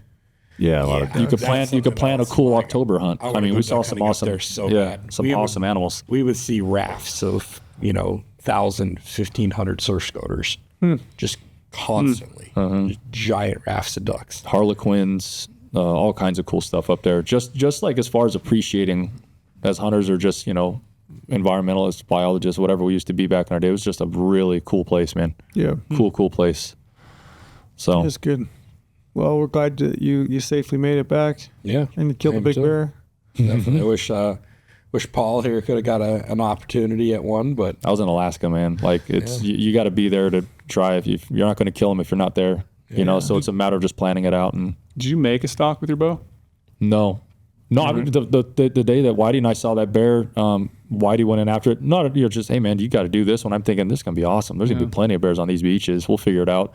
And as we're going about the day, I'm thinking of the stalk. How do I get across these channels? What would be my shot? Going to the trees, does that matter? What would be my average shot? Maybe 60-ish yards, depending on cover. Feeling completely comfortable and confident about the situation. It just never happened. Never happened. And I mean, for some people, I think, and if I'm being transparent, you go all the way up there to not feel a tag. I think you can bring that home with you, but why would you want to do that? I mean, that's hunting. You got to enjoy something special in one of the wildest places on the face of this earth with some good dudes. You got to see some of the most elusive wildlife in the world for 7 days. Completely blessed. I would do it again in a heartbeat. If I had to eat the tag to learn what we learned, then I eat the tag. I think it's just a mindset you have to take with you when you go up there. You have to accept the fact that you're going there for as much of an adventure as you are. I mean, you're not necessarily just going up there to take an animal and bring it home. Right. Yeah, I think if your expectations are that if you don't fill your tag, it's a failed hunt. A failed hunt. Yeah, you're looking at it the wrong way. Yeah, for sure. It's an adventure. The memories you make and the things you learn, and it's not going to happen anywhere else. For sure. And it could Such a special place. It can seem cliche to say all that, like, but you really need to leave your shit behind you to embrace what this place is about to show you, because it is something else. Yeah, and then sometimes those are my most favorite hunts, the ones you don't take anything because you learn all those lessons from it, and you're in a gorgeous place, and you're putting yourself out there and trying something new. Yeah. It happens. It was comfortable to be just soaking wet and miserable for 5 days. That was a test, man. I heard you just like standing in the water with your boots sometimes, just getting them soaked. You didn't care. But I wish I knew who that guy was, because that was a badass dude. Who was just, I checked in, man. It was time to go. It was one of those things where you just like, when he got his bear down in the water and we're like, what do we do? I hopped out of the boat and beached that thing. And I think it was probably just adrenaline, really, is what it was. For sure. But it was just a matter of you're clocking in. It's time to go to work. Yeah, do what you got to do. You do what you got to do. And that was all it was. And that you figure out how to get the boats down to the beach. You figure out how to get the guys out in the boats. You figure out how to have a good time. That's it, man. You're just redlining the whole time. It was great. Miss it every day. Is it more doable than you thought as far as planning it and executing it? Yes. Do you think? I think a lot of people. People ask questions all the time. It's intimidating. It is really intimidating. Yeah. But now that we've gone through it. Yeah, every trip I've ever done up there, it feels doable. Yep.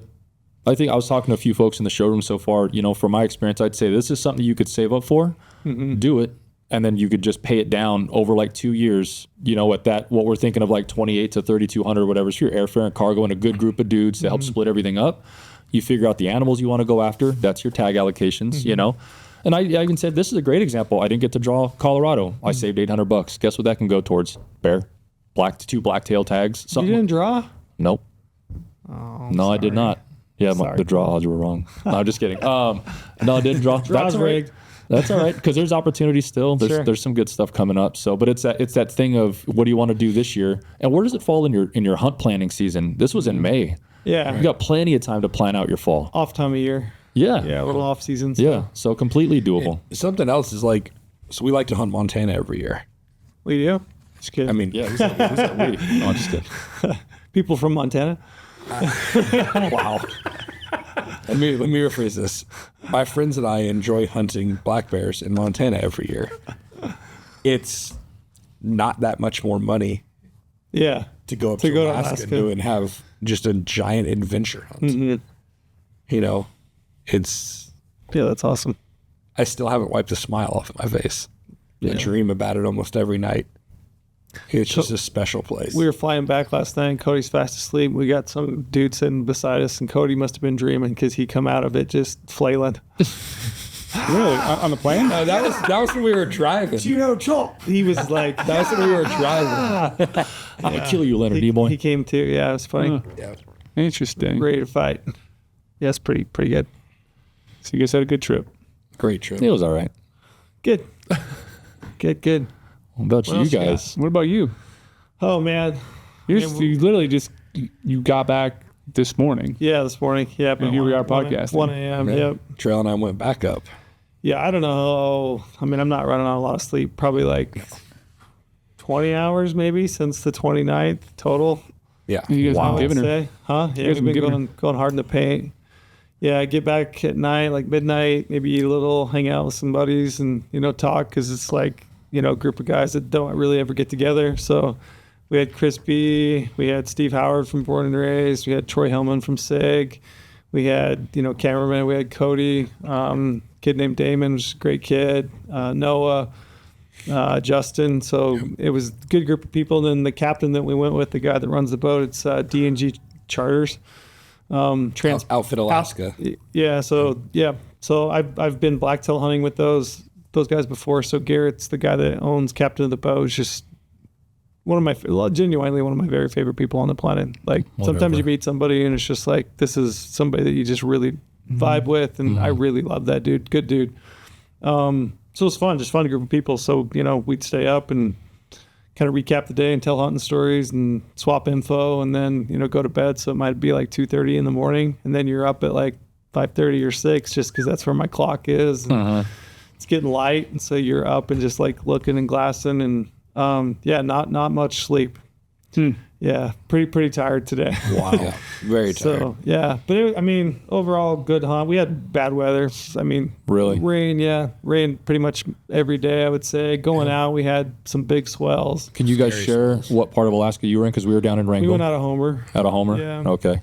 Yeah, so some big swells. Some guys sick on the boat for sure. Makes for a rough time. We were in a giant, how big? How big was it? Like 68 feet? It's a big boat. You're sleeping on the boat? Sleeping on the boat. Yeah. Yep. Great digs. Digs. Great spot. Full kitchen, dining table, kind of a living area.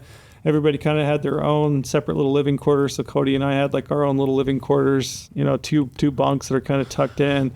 It's kind of fit together. But everybody kind of had their own room, 2 guys per room. And I say it's a room, but it's like the size of this table. So it's not big, but bathroom, had showers on it if you want to use it. Did Cody shower Once. every night and every morning? Not every night, once. but he did shower. He's the only one on the boat that did shower, I should say. Yeah. Nobody So else.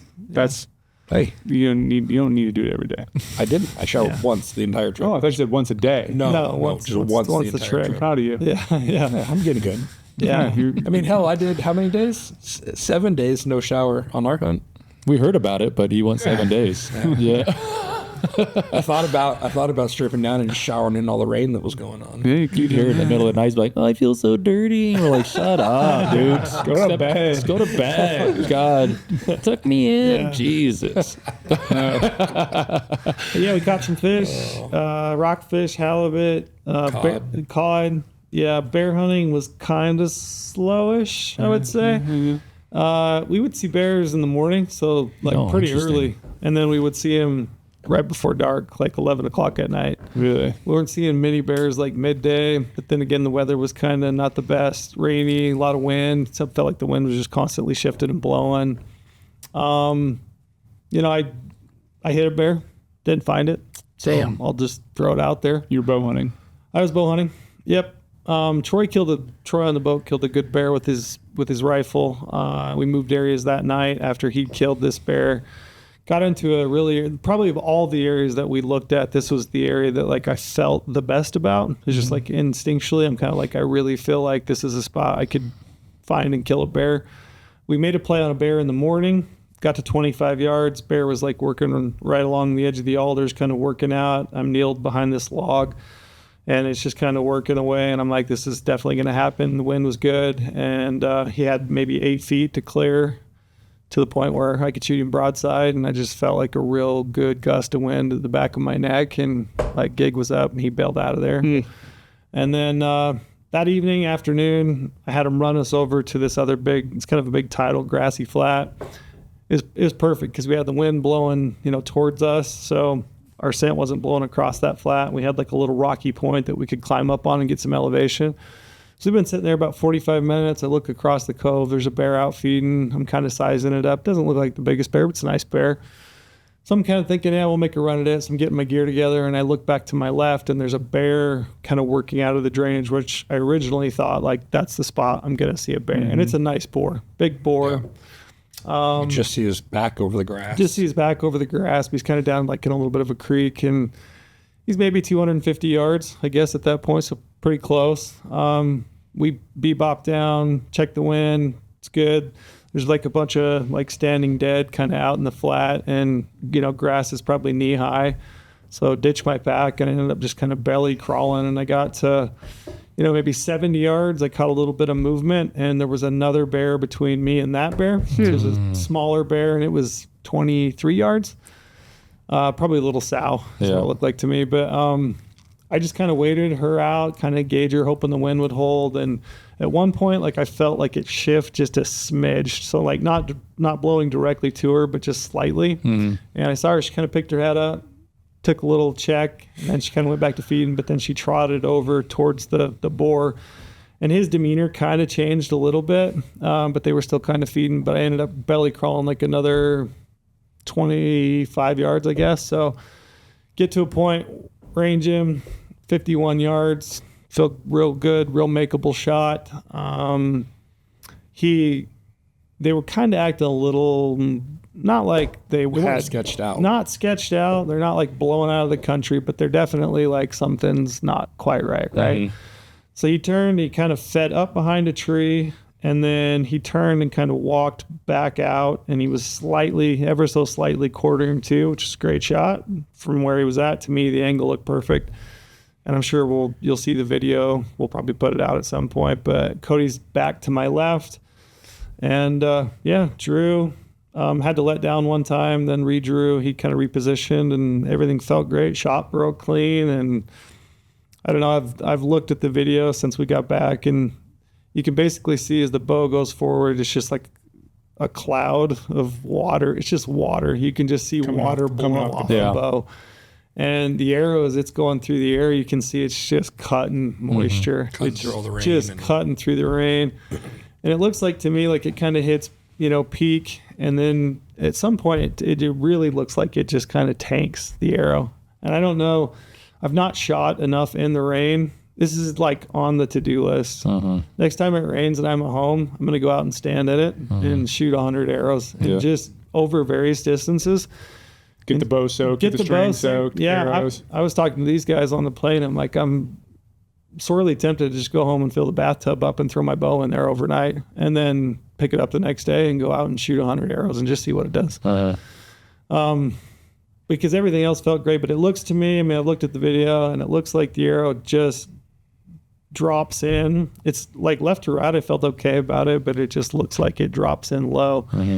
But he reacts, kind of spins, bites at it, turns, kind of walks up behind the tree, and it looked like I was going to be able to get another arrow in him.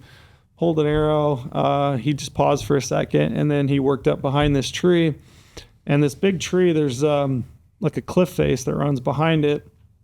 And I'm like watching either right or left of this big tree, and I'm thinking like he's going to bebop out one side or the other. I'll get another crack at him if he comes out at all. Like I'm thinking in my head he's just going to die behind that tree. And he never comes out. So I walk back to Cody, kind of rehash, what you see, what I see. And then we walk up to the tree, and I walk up to the tree, and I'm like looking, there's like a little bit of country that I can walk up behind this tree, but then it basically just goes like into ledges. But he straight up. Yeah, he basically went straight up a cliff. Oh shit. Yeah, like I was sitting back on the long lens video and everything, and I see movement like 3/4 of the way up this face.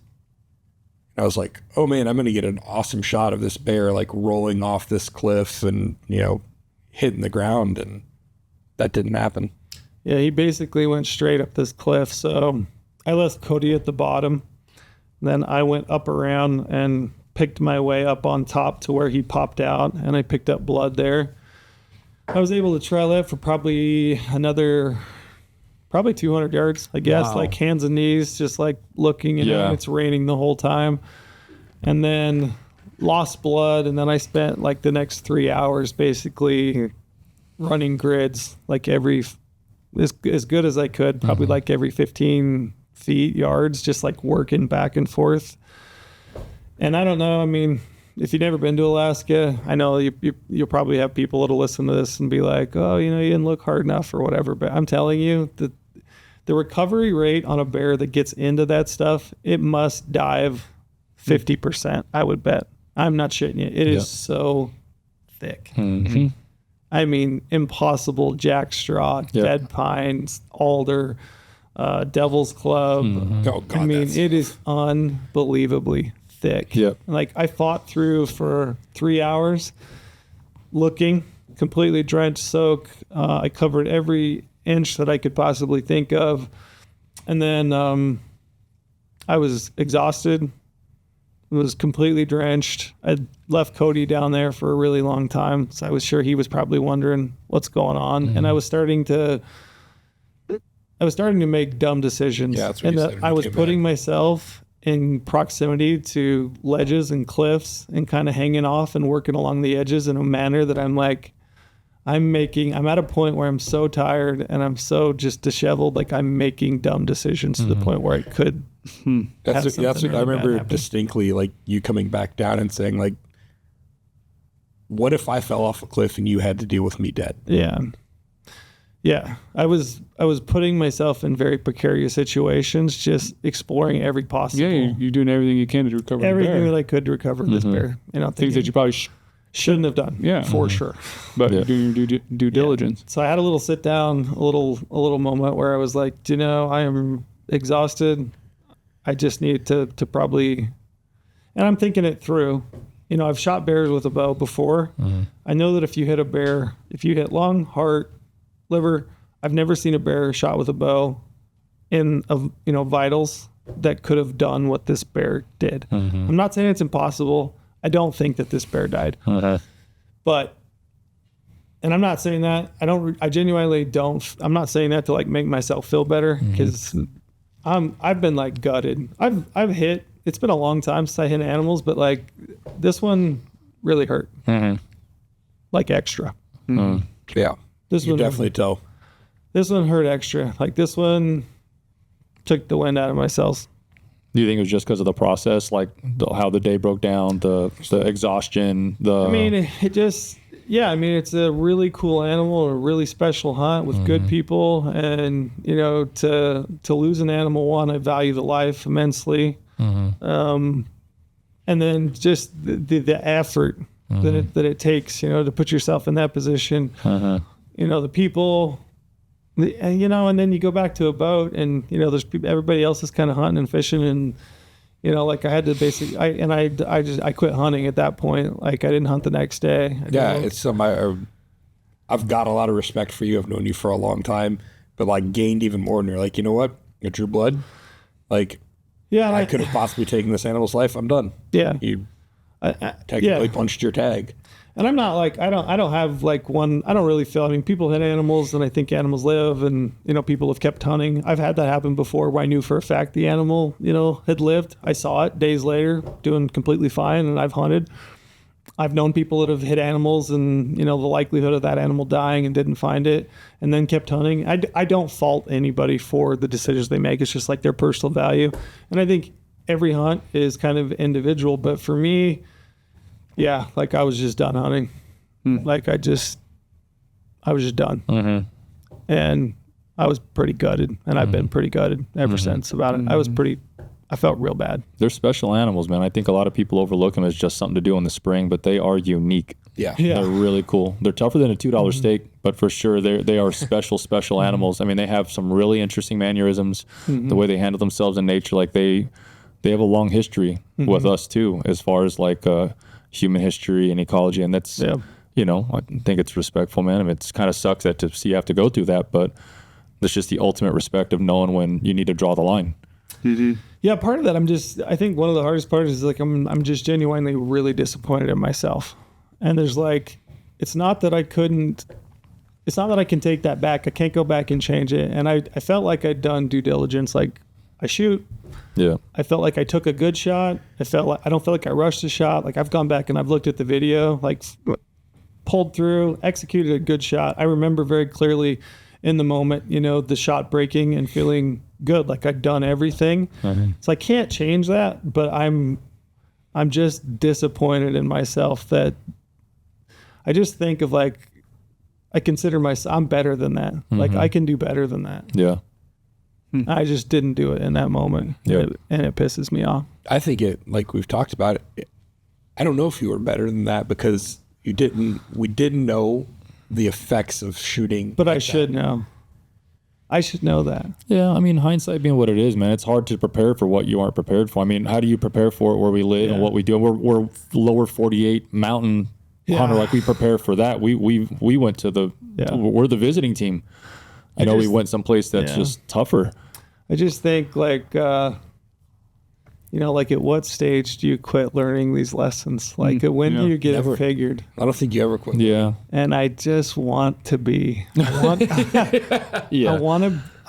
to, I don't know. I look back and again, it is hindsight. Like hindsight is what it is. And I get that. And you learn from it. Yeah. Like I'll learn from this and I'll be better next year and next time. Yeah. I know that. I just hate the fact that like that has to be the case for me to learn a lesson. But then here's the thing that I'm getting from this though. Like you said, you're going to soak your bow in your bathtub and go shoot. Sure. Or just find the next rainstorm and go outside and soak it and shoot. Like I would, knowing you and the platform we have, podcast, articles on goHUNT, like to produce a piece of content from that to then help others so they don't have to do the same thing you do. Like if you That's what we talked about. If you can do a video series on it, a written article, show your stats, like this is where arrows normally hit, and in the rain I had to give it this extra yardage or do whatever, so you can figure that out to then help people, and then that will be a way maybe you can be like, well, I helped someone. I don't have to go feel the same way I felt. Like that could be a win for you. Yeah. I mean, first I want to verify and just know, like, is that what happened? Or did I just dip out the bottom? You know, because that's a possibility too. The thing with shooting a bow and arrow is it's gray. There's a gray area. It's not black and white. I think you try to make it as much as you possibly can, but it's challenging. Like rifle as well, you know what I mean? But I guess you just do everything that you possibly can, and you know, you hope that it goes you don't hope. I want to know it goes my way. I think that's the thing that's bugging me the most. Yeah. I don't want to hope. I want to know. Right. Which I felt like I did, and then it didn't happen, and it's just really bugging me. Yeah. Like I'm genuinely really tore up over this one. Yeah. Like it brought and that's the other thing is I felt really bad because I felt like it just brought the mood of the whole hunt just. Interesting. I try to like distance myself, try to stay positive, try to help the other guys like, hey, go out, go for it. You know, let's do this. Let's go fishing. But I just felt like gutted. Yeah. I got some photos of you the next day just chilling on the boat. And you could just see couldn't sleep that night. Your face is just like blanked. Yeah. I think I went to bed at like 2:30. I tried to sleep. I think I got up at like 5 and just sat out back and drank coffee. I don't know, man. This one really got to me, really bugged me, really bothered me. I just expect a lot of myself. I expected better. Yeah. So anyway, that was a bummer. Yeah, hopefully I can learn from it and pass some stuff on. But I mean, overall, trip was good people. I mean, if there is one thing I brought home from that, it's just that people are good. I mean, there's so many really good people out there. I love Alaskans. They're like their own breed, their own people. They're incredibly unique and hardy. Yeah. And just awesome people. Everybody that I've ever met up there has been so cool. You know, just really good people. And you know, if you're looking for a transport bear hunter fishing trip, I would definitely reach out to Garrett and Des Lambert's their name. They run a phenomenal. That guy runs a tight ship. Yeah. Like every meal we had was either from the ocean we were on or from the land around us. Food was incredible. I mean, food was absolutely insane. Yeah, we ate blacktail moose. Mountain goat. Damn. Yeah. Halibut. Salmon, rockfish. Yeah, rockfish. Jesus. Yeah, I mean, the food was incredible. Yeah, the guy works all day. He's got 2 incredible, Levi and Zeke deckhands. Yep. Guys work just Those are deckhand names too. Yeah. Yeah. Yeah. And just cool dudes. And that was my favorite part. Yeah. And a great crew. Steve from Born and Raised is a great dude. Chris B, ton of respect for that guy. I love that guy. Troy's awesome. Just fun group of guys to be around, and good camaraderie, and I take that as a take home. Just good people. Mm-hmm. It's always fun to have and I didn't. I literally went out of service. I didn't even take a satellite messenger. I was going to message your satellite. you had message one in your, before. your I had prosperous one, pouch. didn't use it. Didn't use it at all. Didn't use That's it, not good one on time. Yeah.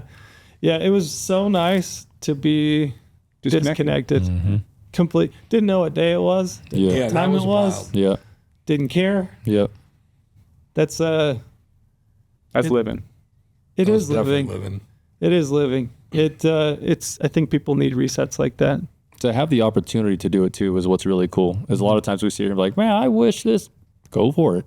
Go do it. Yeah. There's the information's there. Plan it out. Go live it. Go experience it. Go learn from it. It was definitely interesting from my perspective, to come from what Paul and I just did to the full other end of the spectrum of one of these hunts. Mm-hmm. Staying in a forestry cabin and just doing with two friends, to staying on an insanely amazing boat, having meals cooked for you, having a guy that knew the area and knew where to go and knew all the coves, and For fishing, I mean, you can't get any better for fishing. he didn't tell us. You can't tell anybody hey, go here, go there. Yeah. You know what I mean? He's basically just exploring, and you're looking at maps as you're going, and he's like, this looks good. Can I get in there? Yeah, I can take you there. Damn. Yeah. That's cool. Yeah. I want to do it again. I would like him to just run me out and leave me. That's what I'm thinking next time. Does he do that too? Because can he just do a drop off? Yep. Nice. So my main question is, again, I've never done a coastal black bear hunt. I've always wanted to. So you guys stayed in a big boat. Mm-hmm. Do you have you had smaller boats than you would go out in the day? A small boat. Yeah. Rubber dinghy with a motor on it. And So we would you just guys, just you two would just go roll? Yeah. We hunted with Chris the first day. Damon would roll with us. Okay. So we'd spot bears from the boat. We'd say, okay, we see a bear there. And the deckhands had the boat on the little Zodiac skiff thing on the back, and they'd pull it to the side. They piloted the Zodiac to shore. You see how we want to go to this beach, and they say, all right, we'll try and get you there. Or a lot of times we just had areas that we thought looked good, so we would just have them drop us off, and we would just jump up and walk it. So we went on some hikes. We did a 4-miler the one day. Yep. Yeah, we did some brush Produced crashing. absolutely nothing. No, I did. Yeah, but still, they got to stretch. I have We did long see a bear legs, the man. first- Sitting we in a had one boat little one little meadow that we could see off the edge of the river. We had to brush crash for probably an hour and a half, I guess, to get over into it. And popped out. First thing you see is a bear. So there was a bear. I could have shot that bear. It was just a small bear. Yeah. But you're just looking for those little inlet, little meadows and stuff. But I mean, hiking through that stuff, it'll take you an hour to go 200 yards in some of it. Oh Yeah, shit. it was rough. Yeah. So for you seeing bears where we were and then seeing bears where you guys were, geographically, are the bears different sizes, different things like that, or pretty much just tanks? They're just tanks. big uns? Yeah. we did see some big bears. A lot of bears up high. Really? Yeah, there were bears Yeah, that, like we were just saying, we didn't even know if Brady would go after these bears. There were up in the bears, up in the trees you're talking about? no, on the tops. Of Probably 2,000 foot, 1,500 feet. Because that They stuff were just in rises cliffs up. like this. Yeah. One Yeah, of the the ocean. big bear we saw was in cliffs like this, and it was just straight up and down alder thickets the entire way up into this rock cliff. Huh. You're like, Jesus, Like a mountain is that goat. bear even up there? That's a bear right Saw a there. lot of mountain goats. Really? Oh, really? That's cool. Tons That's of awesome. goats. Saw a lot of mountain goats. They're the coolest thing, man. Yeah. Overall, great trip though. Yeah, sorry to be a downer. It's not a downer, keep man. bringing people down wherever I go. No, I mean it's kind of, I think the part of the thing of hunting that also keeps us humble. We're never out of reach of those lessons and things that happen even when we're as efficient as you are. Yeah, I mean, everybody says oh, that's bow hunting. That happens in bow hunting. Well, it's It's easy to say that when you're not in the situation, though. I hate that saying. I hate it. I hate it when people say it to me. I try not to say it to people, Yeah. even though it's happened. I try not to say it to people. And when people say it to me, it just lights a fire in my ass. Yeah. It just pisses me off because it shouldn't happen. Yeah. Yeah, I know it happens. Yeah. I know that it happens. It just shouldn't. Yeah. And I don't know. it's a good thing I got another 2.5 hour drive here north. I can just sit. I haven't been alone for a while, so it'd be good to just disconnect, try to work through process some thoughts. But great trip. I mean, anybody should go up there. Like, I guess if there is a take home for me in this podcast, it would be that just take opportunities when you got them. You just don't know what's going to happen and when. You know, put the money together, go do something cool. Yep. Yeah, you only live once, so just if you have an idea, figure out how to make it happen. Yeah. Because unless you believe in reincarnation, ever know when you're not going to be able to do it again. Yeah. Any other famous last words, B-Mills? No, I would just agree with that. Whenever you get a chance to put yourself in cool places, you just got to go do it. Whatever it takes. I do have a question since you've been doing all the questions. When are you going to go to Alaska and not hunt moose and do a black bear hunt? Yeah, because I love bears so much, and it is something I really want to do. I want to do a coastal bear hunt badly. I've got 2 great spots. I think I won't go in a cabin. I will not go in a cabin. Sorry, I will not. That's fine. I will not. No way. Would you? So I'll go. You can set your little teepee up outside of the I won't cabin. do that either. It has to be remote. It has to. I kind of want to be out somewhere. So would you do? I just want to be dropped off. I want to be remote. Yeah. I want to do what I need to do. I want to. I'm going to say I like to struggle. I want that. I cherish that. Yeah. You struggle not to shower. We know that one for sure. So I want to do one. I want to experience it. I don't really care for the fishing side of it. Like, obviously, if I'm there, I love to catch a fish, but I want to see like all the stuff on the shore. I want to experience all that, little mussels, little whatever. I want to walk through all that stuff. I want to experience it. I want to experience the smells of the ocean. I love taste the salt water. I'm not a big. You guys know I'm not a big beach guy.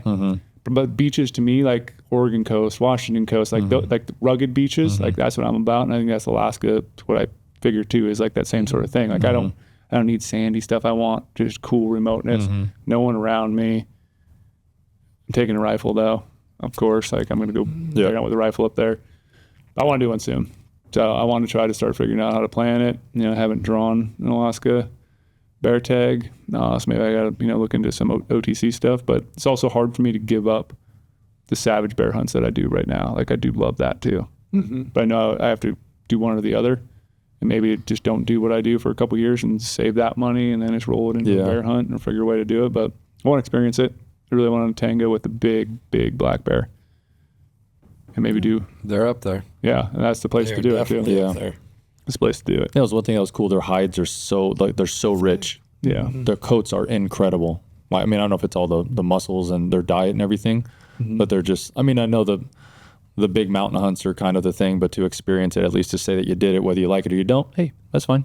Yeah. But to say that you did it, because I think Alaska can still offer you some savage ass hunts, because those bears can end up moving up into this, like the alpine areas and doing the dandelions. When the brown bears might move down and start to push them out, they move up, and it can create probably a really, really cool opportunity. Like you said, just got to find the area and do what you got to do. But and like I said, like the fishing, sure, I'd maybe like to catch a fish or two, but I think would be cooler is like whatever crabs and all that stuff. I think that'd be very unique. Like. Doing something like that when I'm up there as well. But even if you do like you take a pack rod, you can do Dolly Varden and some other cool stuff and some of the stream systems and do what you got to do there. But the crabbing side of things would have been pretty cool, but I think you'd have to do a boat. You'd have to stay at some point to you're gonna have to But well, good. Anything else? Anybody else? Any last words from you two? Take advantage of opportunities when you have them. But you don't have them, create them. Yeah. I think that's a big thing too, is sometimes we get complacent and all this stuff and we boo-hoo about what we don't get and all this other stuff. If you want to do something different, you're the only person holding yourself back. Go for it. Because there are some special places that we get to hunt, and it'd be a damn shame if you go this whole life you don't get to see some of them. Yeah. Whether positive or negative, some of the most beautiful experiences are just one step in front of the other. Love that. It's a great spot to wrap up. Thanks, Paul. Yeah, guys. Thank you. Appreciate you. Thank you guys.